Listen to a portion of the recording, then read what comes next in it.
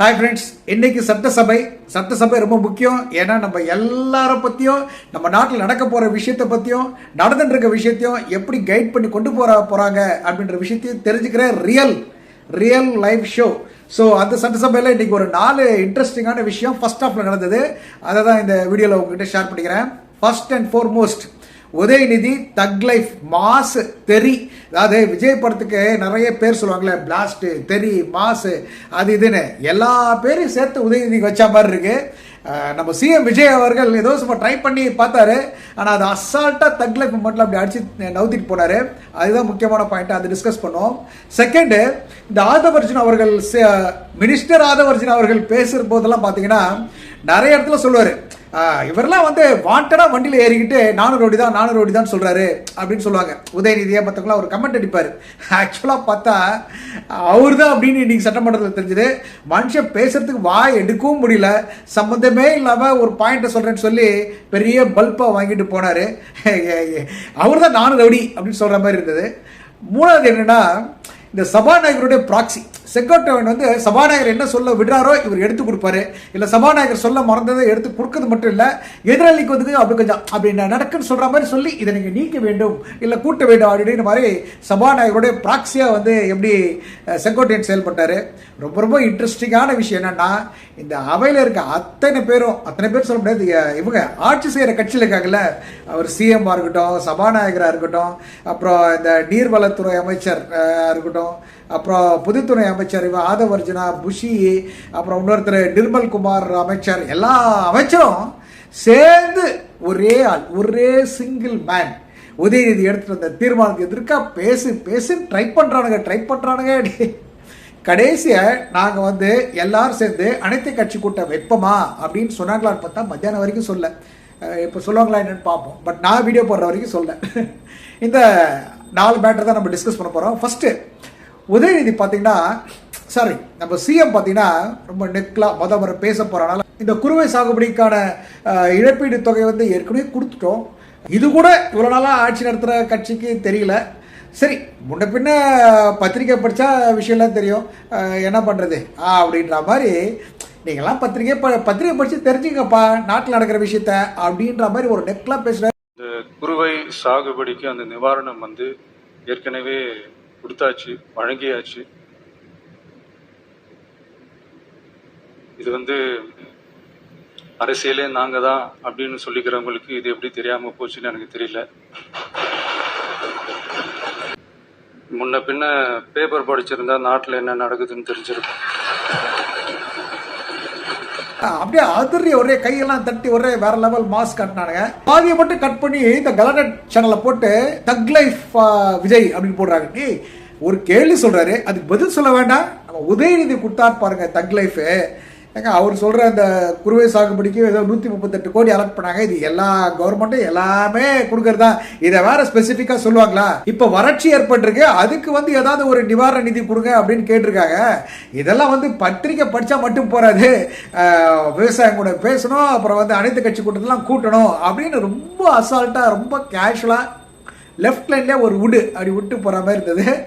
சூப்பரா இருந்தது. அதையும் பாருங்க. சுருக்கமாக பேரவைத் தலைவர்களே, ஸ்பெஷல் பேக்கேஜ்னா நீங்க கொடுத்தது 134 கோடி கொடுத்தீங்க. அது அனைத்து அரசுலையும் கொடுக்கறக்கூடிய ஸ்பெஷல் பேக்கேஜ் தான். இப்ப வறட்சி நிவாரண நிதி அவங்க கேட்கறாங்க. இது ரெண்டுத்துக்கும் வித்தியாசம் தெரிஞ்சுக்க வேண்டும். இது வெறும் ஏழு காலில் பேப்பர் படிச்சா மட்டும் பத்தாது. அனைத்து கட்சி கூட்டத்தை கூட்டி அனைத்து விவசாயிகளோட போய் கலந்து பேசி அவங்களுடைய கோரிக்கைகள் என்னன்னு நீங்க தயவு செய்து கேட்டுக்கொள்ள வேண்டும். ஓகே. செகண்ட், ஆதவர்ஜுனா அவரு எந்திரிச்சு ஒரு விஷயத்த சொல்றாராமா. இந்த அப்போசிஷன் லீடர் பேசுறதுல ஒரு தவறு இருக்கிறது. என்னடா தவறு? அவர் ஒரு முறைதான் கடிதம் அனுப்பினார் என்று சொன்னார். எல்லாரும் 2 முறை அப்புறம் 2 முறை என்று சொன்னார் அப்படின்னு. செகண்ட், ஸோ அதுவும் பல்ப் ஆயிடுச்சா? செகண்ட் சொல்றாரு, அப்போசிஷன் லீடர் சொன்னது தவறு என்னன்னா, இதுவரை சிஎம் விவசாயிகளுடன் பேசவே இல்லைன்னு சொன்னது முற்றிலுமான தவறு. சரிடா, எங்கடா பேசினாரு அப்படின்னு யோசித்தா அவர் பதில் சொல்றாரு. அவர்தான் இன்று 3 மணிக்கு விவசாயிகளுடன், அதாவது அவர் இல்ல, சிஎம் இல்ல, நானும் ஒரு சில நினைச்சேன், இவர்களெல்லாம் முதல் கட்டமாக அவர்களுடன் பேச்சுவார்த்தை நடத்தலாம் என்று ஏற்கனவே சொல்லி இருக்கிறோம்.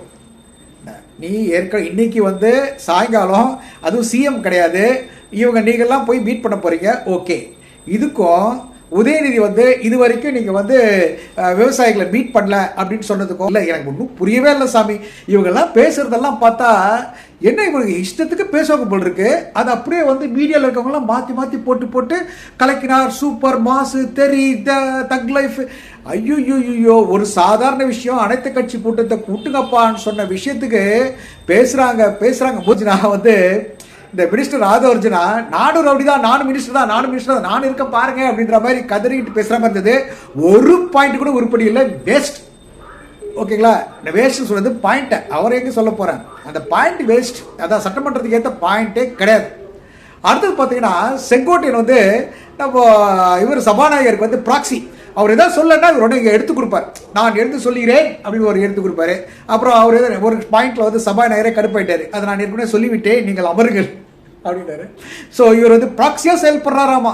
பேசாம நீங்களே சபாநாயகராக உட்காந்துங்க செங்கோட்டையன். சரி, அதை விடுங்க. அதுக்கப்புறம் கடைசியாக ஒட்டு மொத்தமாக உதயநிதியை வந்து ஹேண்டில் பண்ண முடியாமல் தவிக்கிறாங்க சிஎம். அப்புறம் இந்த நிர்மல் குமார், அவர் ஒரு மினிஸ்டரா, நிர்மல் குமார் மினிஸ்டர் அவர்கள், ஓகே மினிஸ்டர் சொல்லணுமோ, ஓகே நிர்மல் குமார் மினிஸ்டர் அவர்கள், அப்புறம் ஆதவர்ஜுனா மினிஸ்டர் அவர்கள், புசி ஆனந்த் மினிஸ்டர் அவர்கள், செங்கோட்டையன் மினிஸ்டர் அவர்கள், அப்புறம் இதர பல மினிஸ்டர் அவர்கள் எல்லாம் எழுந்து ஒரே ஒரு ஆள் சிங்கம் மாதிரி சிங்கிளா இருந்தாங்க. ஒரு கொஸ்டின் கேட்டதுக்கு இத்தனை பேர் அதை டைவர்ட் பண்ண டெக்னிக் எடுக்கிறாங்க. ஆனால் ஒருத்தரும் உருப்படியா அவர் இன்னைக்கு எடுத்துட்டு வந்த தீர்மானம் என்ன அப்படின்னு சொல்றதுக்குல, அதோடய முக்கியமாக சபாநாயகர் அவரை பேசவே விடாம தட பாருங்களேன்.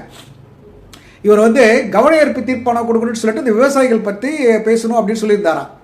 அதை தவிர வேற எதுவுமே பேசக்கூடாதுன்னு அவரை ஸ்டாப் பண்றாங்க. இங்க பாருங்க, விவசாயி இந்த அணைத்திறப்பு விவகாரமாக பற்றி தான் பேசணும்.